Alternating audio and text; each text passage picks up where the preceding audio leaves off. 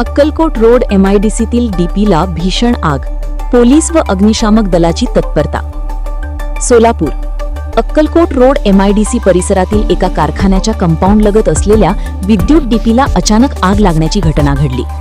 आगीचा भडका वाढत असल्याने परिसरात काही काळ भीतीचे वातावरण निर्माण झाले होते. घटनेची माहिती स्थानिक नागरिकांनी तात्काळ MIDC पोलीस स्टेशनला दिली. माहिती मिळताच MIDC पोलीस स्टेशनचे beat marshal, police constable Sunil Mane व पोलीस कॉन्स्टेबल माळी यांनी घटनास्थळी धाव घेत गर्दी नियंत्रणात आणली. तसेच अग्निशामक दल व महावितरण विभागालाही तात्काळ कळविण्यात आले.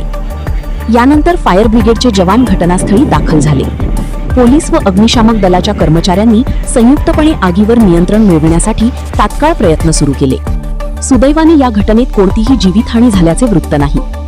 आगीचे नेमके कारण अद्याप स्पष्ट झाले नसून पुढील तपास सुरू आहे.